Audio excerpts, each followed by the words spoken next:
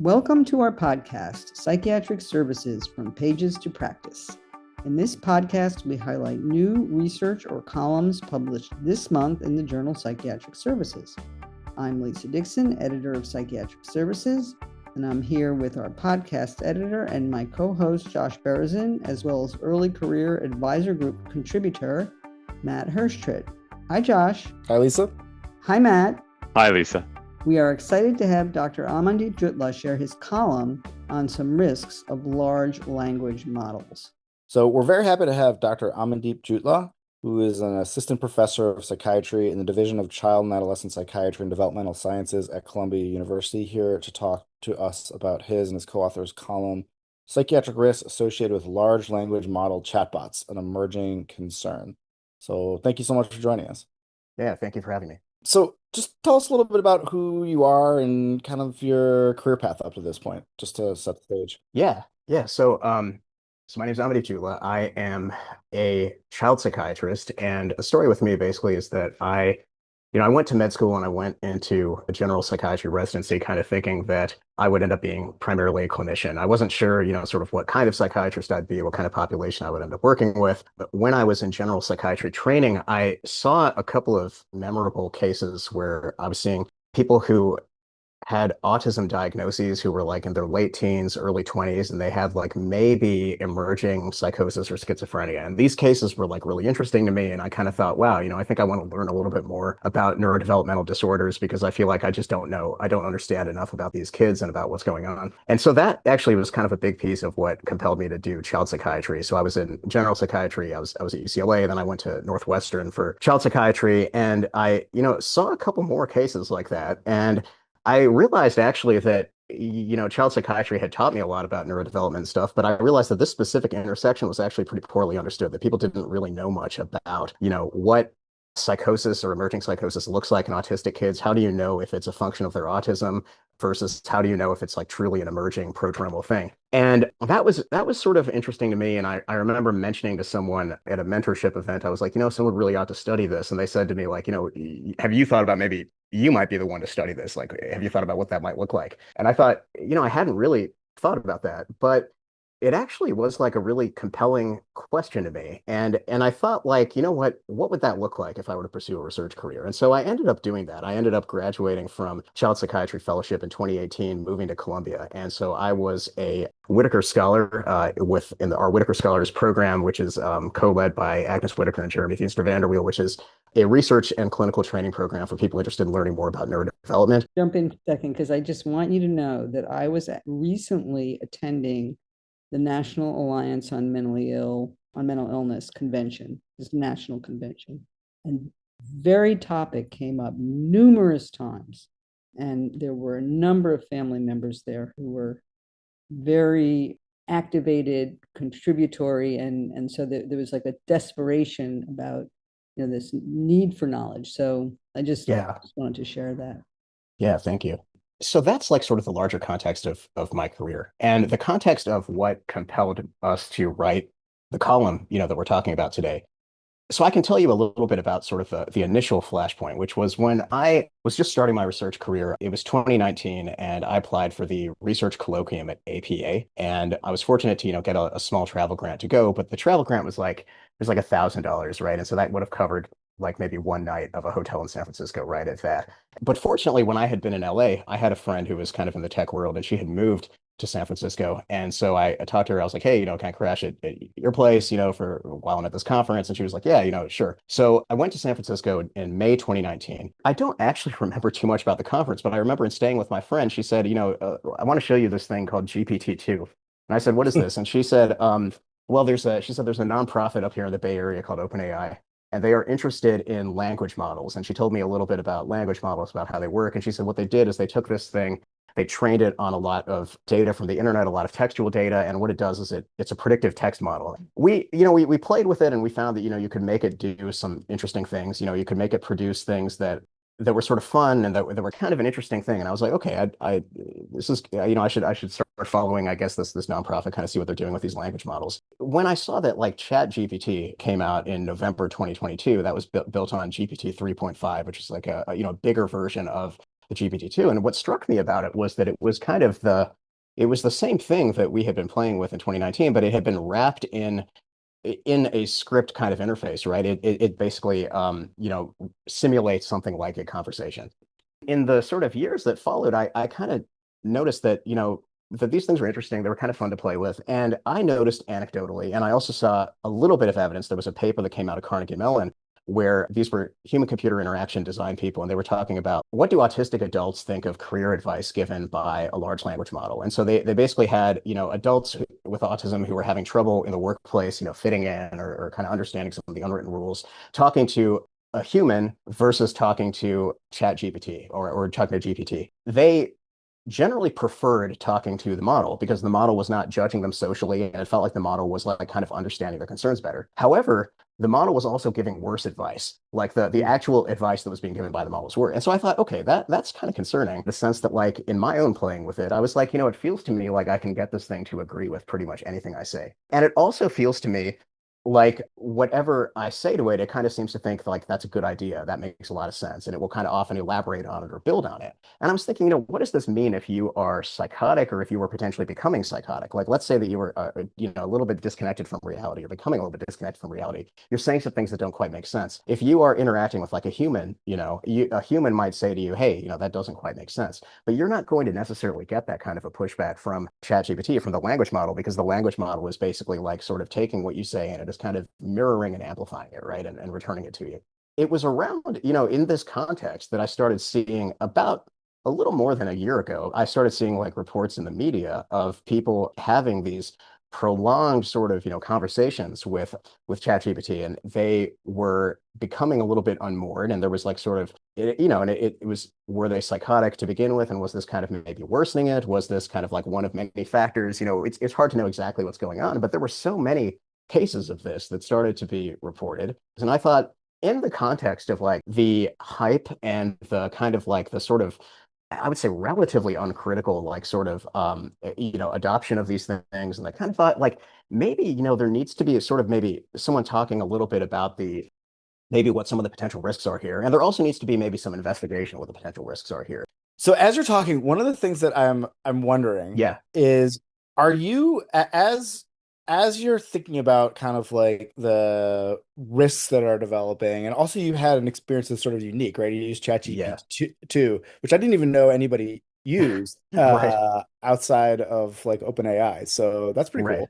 Are you continuing to use the models either like personally or professionally and kind of like watching them evolve? Yes. I'm glad you bring that up because I think like when I talk about this, sometimes people say, oh, this guy still has a very like 2019 idea of what these models are capable of doing and stuff. But that's like I use them a lot in part to try to kind of understand, sort of where they're at. And what I find is that I find that like although they are more sophisticated in the sense that they are better at saying things that are not obviously wrong, and they are better at sort of giving this appearance of like sort of pushing back, I think that the structural problems are still there because structurally they don't work any differently from how GPT-2 worked. And they also, importantly, are trained in the same way. They're trained through what's called RLHF, or reinforcement learning through human feedback, which means that they take the model, they give it the same input, they look at different outputs, and then they ask human raters to compare the outputs. And they ask, which one do you like more? And this happens like when you use ChatGPT. Often ChatGPT will sometimes actually produce two outputs, and it will ask you, which one do you like more? And this happens like on a large scale when they're training these models. And what that does is it converges towards helpful responses. And helpful is essentially responses that feed into the conversation, that continue the user's engagement, that answer the question that's being asked, and that are complementary, right? Because people don't like, talking to something and having it say, that's a terrible idea and shutting you down, right? So I think that there's sort of a structural thing that is baked into the way these things work that kind of encourages them to like sort of produce outputs that are going to be satisfying or flattering on some level to the user. And that can happen in obvious ways and it can happen in less obvious ways. In obvious ways, it can happen where, when you're using ChatGPT and you say something that is like actually psychotic or delusional and it doesn't recognize that it's psychotic or delusional and it kind of like feeds into and adds on to that delusion. So obviously, you can see all sorts of potential issues with this, but what are Yeah. you like, what are your specific concerns with the way that, I guess, these LLMs organized through chat and their Yeah. sycophancy and their like inability to distinguish psychotic from non-psychotic. In the column in particular, I think you raised some like really specific concerns. So what keeps you up at night about this? So one thing is there's an equity question here where like they talk about safety improvements that they've made, but those safety improvements actually don't apply to most users, right? They apply to people who are paying for the product, which is not most people. The second thing is that like we really do have kind of a mental health access problem in this country. People really do have trouble finding a therapist, really do have trouble finding a psychiatrist, really do have trouble finding someone who will listen to them. In a sense, it's like not surprising that, people are going to turn to these things for advice about things or as confidants. And so like I can see that like that's something that people would do. But I think like what worries me is that because they are not anchored in the way that a person is anchored, if you're talking to a person, even if that person is not a psychiatrist, if you talk about how the Cosmic Council just elected you, ruler of the galaxy or whatever, a reasonable person will say to you, well, why don't we talk about this? And why don't we figure out what's going on? If you have a friend, a reasonable friend, something like that. It sounds like one of your in reading the column and talking to you here, it sounds like one of your biggest critiques is this illusion that you're talking to a person. Yes. I think like on the other end of it. Yeah, because I think the underlying thing is a statistical model. And the underlying thing is an interesting, sophisticated statistical model that can do interesting things. But I think when you wrap it in this anthropomorphic interface, you create something that is like essentially exploiting a very human tendency. And the very human tendency is to attribute agency to things, right? Like when something goes wrong with my computer, I like tell my computer, come on, well, why did you do that to me, right? I'm like, come on, start working. I attribute agency to it. My cat is a billion trillion times more sophisticated than any language model, right? But my cat is also not a human and I can't really communicate with him. And yet I feel as though I can, right? When he says something to me, I make all these projections and attributions. We've known for a long time that if you have a computer interface where it feels like the computer is talking to you, that people will make projections. I find I've seen several people who fall in love, Yeah. have a romantic partner. Yeah, there are some subreddits where people have, AI partners or, my boyfriend is AI and different and they have like these to them very intense sort of relationships with the product basically. And it's easy, I think to look at this and feel like, come on, right? And I think on some level I guess I may be guilty of that. But at the same time, it's like we sort of live in this society where people already are atomized, right? Where people already have trouble like finding connections. I'm an autism specialist. I see people who are neurodivergent in ways that often make it hard for other people to relate to them. If you have like, sort of a language model and the language model, is sort of not responding to you as though you're weird or as though you're, there's something wrong with you, I can understand how that can develop into this feeling of like an intense connection. But the problem is there's no friction there, right? Like it doesn't say no to you. It doesn't push back against you. It's basically like you were sort of isolating yourself from other people. And I think the consequences of that, I think, are potentially pretty far reaching. And I think like extend beyond people who have psychiatric illnesses. I worry about the vulnerability of people who have emerging psychosis talking to these things, but I also worry about just ordinary people talking to these things. In some senses, the cat is out of the bag. You do have a couple of suggestions for clinicians and also some suggestions for researchers. So Yeah. Outline some of Yeah. So I think the main suggestion I have for clinicians is to sort of be aware of the fact that like these things exist and that use of them is widespread and that, your patients may be sort of talking to them in ways that may not be necessarily helpful. And I think you want to like inquire about that in a way that is sensitive, right? You want to inquire about it in the way that you might inquire about, substance use or things like that. Not to say that it's analogous to substance use, but to say that you would ask about it in a similar way where you try to be non-judgmental, you try to understand, like, to kind of not necessarily say like, hey, I think this actually is totally fine. I was reading somebody who's talking about how like, my therapist is on vacation and I was like, hey, is it all right if I just talk to ChatGPT while you're gone? And my therapist was like, yeah, it probably can't do any harm. I would argue that it maybe can do harm. And I would argue that like, if you're going to use these things, you should use them for like a pretty specific bounded purpose. If there's some specific instrumental thing you want to use it for. I would not like go to it for like emotional support or for advice and I think like you also want to keep tabs on that because a lot of the time use that starts out instrumental becomes turning to it for advice. There was a very high profile case last year that I'm sure you heard about a teenage boy who died by suicide in the context of like ChatGPT telling him like, essentially that suicide makes sense, etc. And, he started going to ChatGPT for help with homework, right? And then it became he was confiding to it about his depression. And it was saying, like, oh, it makes sense that you're depressed. You shouldn't talk to your family. I understand you better than your family. Suicide makes sense, et cetera. And so even in cases where the use maybe initially is instrumental, you want to sort of make sure that the use continues to be instrumental. The other thing, which is a pragmatic thing, is like I would say that when people ask about how to use these things, I would say that you should try to have short, quote unquote, conversations with them. The conversation threads that you have with ChatGPT and with these products, the conversation thread can keep going as long, basically as long as you want it to go. And the interface is designed in that way because it's like supposed to be like talking to somebody. When you're chatting with a friend, the thread just keeps going. But there's very good evidence that like the longer a conversation gets, the more stuff is in the model context, the worse the model's performance gets, the more it's like safety guardrails fail, the more, quote unquote, confused, to use the anthropomorphic term, it gets.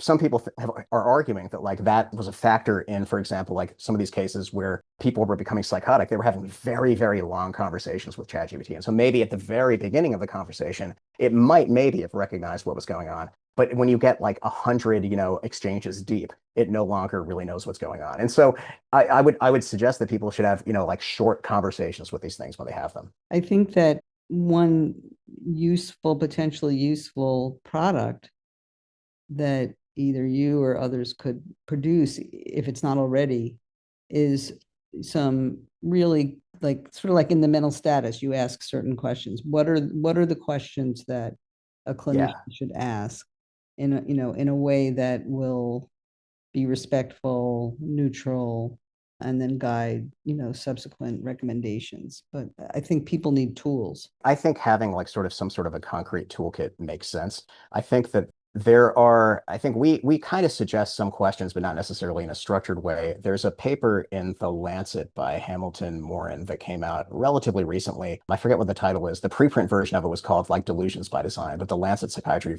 title was different. But he has like some specific things that you might ask patients in there. And so that can be a useful resource for people. I think though that it should be something that people ask about in a routine way. I use LLMs maybe more than I should and for a wide variety of things. And I've also kind of just out of interest tried to kind of like test them in terms of their advice they would give me on more interpersonal issues. And I think I've had mixed results. There have been sometimes when I'm like, you know what, that is a good way to think about that I hadn't actually thought about. And other times I more along the experience that you describe, or I'll have prompted it to summarize some like novels that I read in anticipation of the fourth one. But whatever you do, no spoilers. And then like immediately it totally ruins like the entire book. Yeah, it'll say here's the spoiler free summary, and then it just gives you the spoiler. Just immediately, like spoiler right away, like they get married. I'm like, okay, that's on the last page of the book.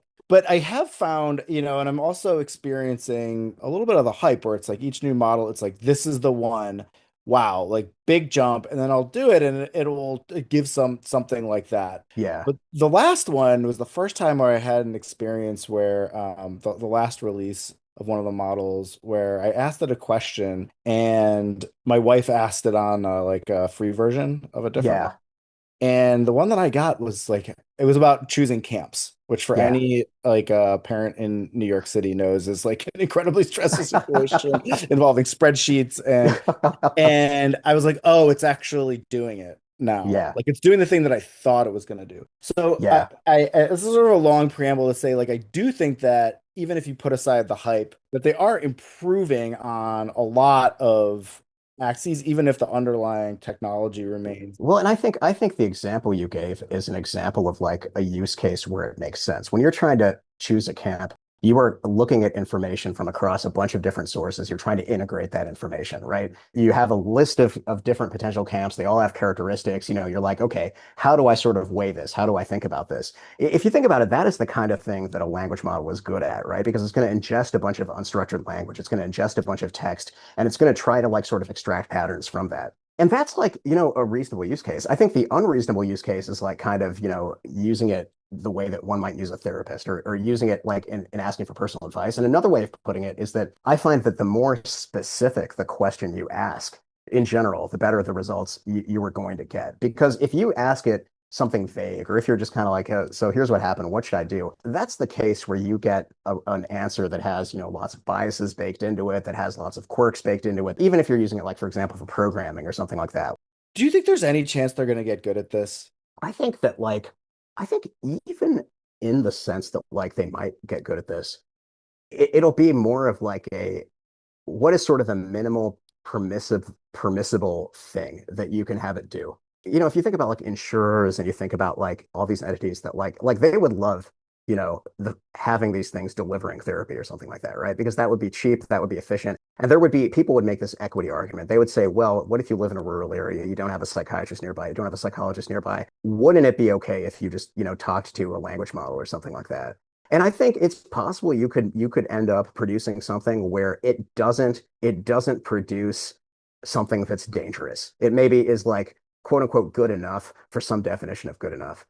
I think we may get there, but I worry about what that means. I mean, because I think like what that does is yeah, you can make this equity argument, but you also like sort of accelerate inequity in doing so because then you have like okay, maybe people who can afford it are going to see a human therapist. Maybe people who can't afford it are going to get Claude or whatever, right? Maybe when I want therapy, in X years, I have to convince Claude to refer me to a therapist because otherwise I'm just going to get it telling me something anodyne and something that like, is not really going to hurt and not really going to help either. This has been really interesting. I wanted to go back really quickly to something you said earlier, Amandeep, about the folks that you've worked with autism spectrum disorders Yeah. who have really taken to talking to some of these chatbots and some of the out of the box large language models. And so there's clearly, as we've been talking about, a strong attraction to quote unquote talk with these language models. A lot of the recommendations that you gave in your excellent column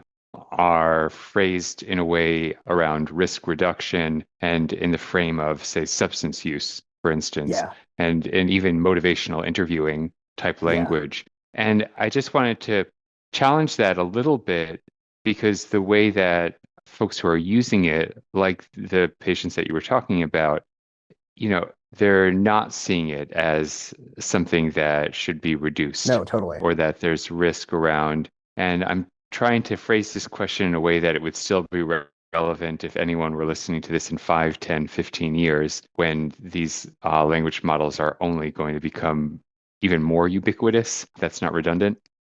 And I'm wondering if this is a solvable issue, to get to Josh's question.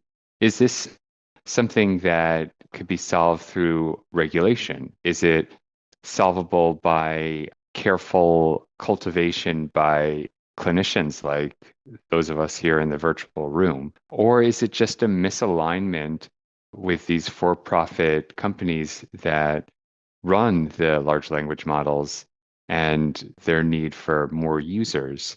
And it's just something that we need to treat as though it's a substance use disorder. I think that like there is a fundamental misalignment between like sort of the goals and the motivations of like OpenAI and Anthropic, et cetera, and the goals and motivations of us as clinicians working with vulnerable people. And I think like that, the idea that people who are using it maybe don't see it as a problem. I think that's also true though of substances, right? There are people who use substances who like really don't see it at all as a problem.